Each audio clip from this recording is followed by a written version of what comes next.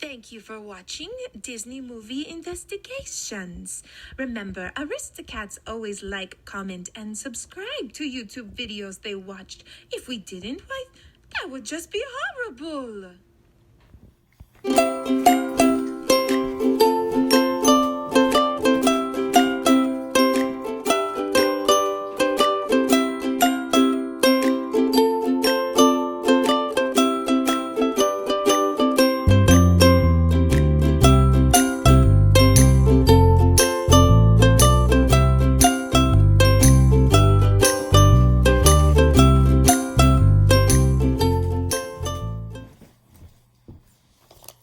Hello and welcome to Disney Movie Investigations. Welcome to those that are joining for the very first time. Each week we take a look at a movie that is featured on Disney+. And this week we are looking at the 1970s animated classic, The Aristocats. We're going to take a look at the romance between Duchess and Thomas O'Malley, the breakout star Remi, along with the songs written by Disney legends, the Sherman brothers. Also stay tuned as our bonus story this week, we are going back to Epcot and we are going to continue our journey around World Showcase and take a look at the France Pavilion. We look at the history of the attractions, what's come and gone, as well as we do a little bit of a preview of an upcoming attraction of Remi's Ratatouille adventure. So sit back and enjoy this week's Disney Movie Investigation. And for those of you that are liking the videos, I do ask that you please hit the subscribe button because it does make a difference. And that way you will never miss one of our case files. So like I said, this week we are taking a look at the Aristocats. And this is an animated Disney movie that was released on December 11th, 1970. And it's directed by Wolfgang Reitherman. And it is based on the story The Aristocats by Tom Gowan. The box office budget, or the budget for this movie was $4 million with a box office return of $191 million. So definitely a huge success for the Walt Disney Company. But before we look at the movie, let's take a look at how this movie got made. In 1961, Walt Disney himself suggested that Harry Tile and John McGowan try and find some animal stories that he could use as part of the Wonderful World of Disney television program. And after 2 years of writing and rewriting, Disney actually decided that this would make a great animated film and put the project into turnaround as the next project that would be featured after The Jungle Book. When The Jungle Book was nearing its completion, Walt Disney assigned Ken Anderson to do the storyboard and to work out the fine details of the story. And unfortunately, this would be the last animated project that was greenlighted by Walt Disney himself. Several songs were also written by the Sherman brothers for the film. However, only two, the title song, The Aristocats, and Scales and Arpeggio, would make the final film. Thomas O'Malley was written by Terry Gillickson, and Everybody Wants to Be a Cat was written by Floyd Hiddleston and Al Ranker. And like I said earlier, this movie was a huge success that it actually had two re-releases in theaters. First, it was re-released in 1980 and then again in 1987. So let's take a look at the cast. So we have Phil Harris as Thomas O'Malley, Eva Gabor as Duchess, Gary Dublin as Toulouse, Liz English as Marie, Dean Clark as Berlos, Roddy Maud Roxby as Edgar, and Sterling Holloway as Rockfort. And the plot of this movie is retired opera star Adeline Beaufamil enjoys the good life in Paris with her cat Duchess and her three kittens, Berluce, Toulouse, and Marie. But when the loyal butler finds out that Adeline will hand all of her riches and millions over to the cats before Edgar, this causes him to hatch a plan to remove the kittens and Duchess from the home. However, retired army dogs make this a sidecar catastrophe, and the cats get left to the countryside, left there. Crafty stray cats Thomas O'Malley acts as their guide, however, on a journey back to Paris, and Edgar, who's trying to cover his tracks, catches them in return. But with their new friends, the horse Frou-Frou, the mouse Rockford, and O'Malley's jazz friends, they step in to make sure Duchess and her kittens return home safely. So just a little bit of trivia facts for this movie. This was actually the last movie that the Sherman brothers would compose songs for the Disney company until 2000. So there was a 30-year gap after this. And Maurice Chevalier, who is the singer for the title song The Aristocats, was actually coaxed to come out of retirement to sing the song for this movie. And this movie, being a huge artistic undertaking, actually featured 9,000 painted backgrounds and included more than 325,000 drawings. So this actually took 4 years to complete from initial start to finish. So let's look at some of the different projects that this movie has spanned. So first of all, in the theme parks, the Aristocats in Walt Disney World was a gift shop that was opened in 1971, and it closed, unfortunately, to become Mickey's Christmas Carol, and then is now currently Sir Mickey's. So that kind of puts it into context. The Center Street Coffee House in Tokyo Disneyland features murals and paintings of the Aristocats along the walls. And then Marie can be found for autographs in the France Pavilion. That's it, pretty much it for the theme parks. They do make occasional appearances in parades and special events.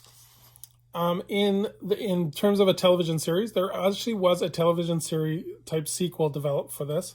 In 2000, development work began on an Aristocats TV series. And work went on and off until about 2006, when unfortunately it was canceled and scrapped. The series would have followed Marie, Toulouse, Berlos as teenage kittens or cats.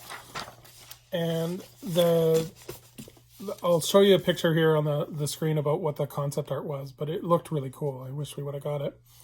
And then unfortunately in 2005, during the Disney Toon Studio era, there was going to be a sequel called The Aristocats 2.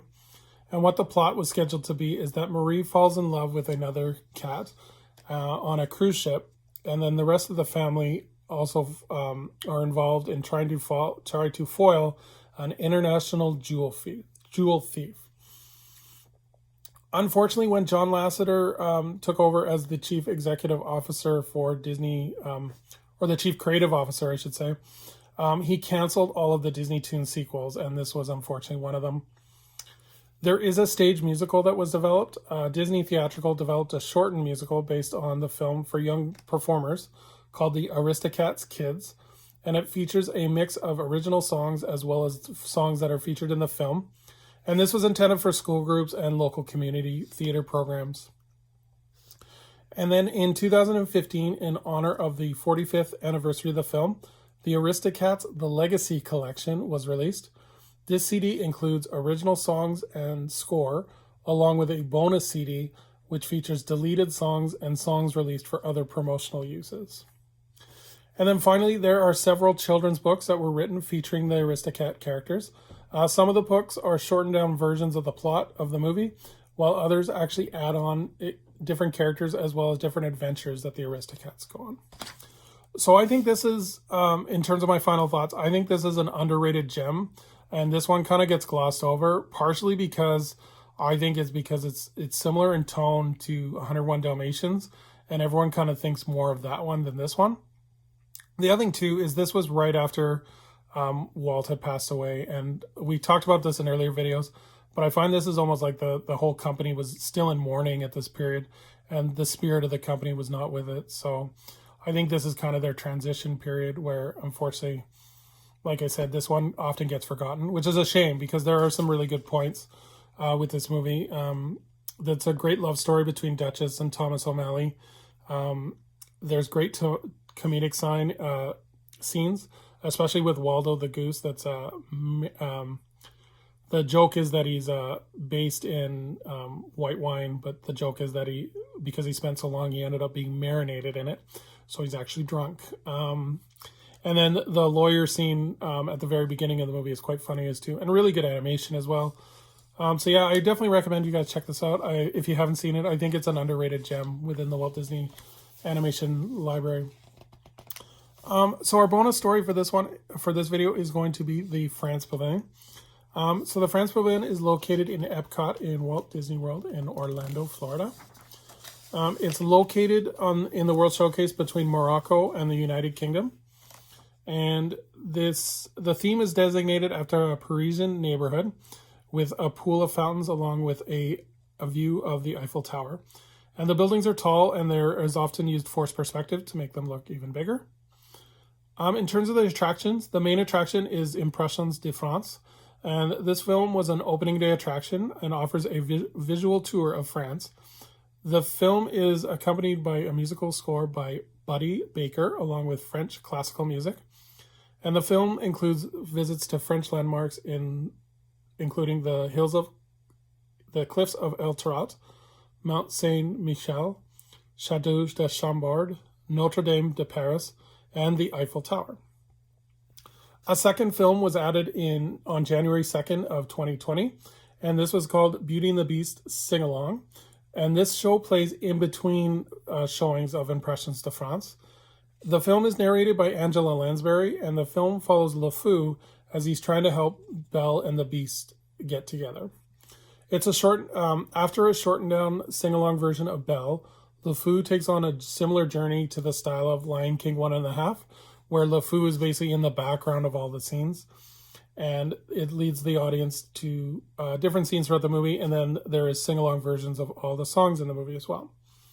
The movie ends in a stained glass window featuring LeFou as in the spotlight as the story's hero.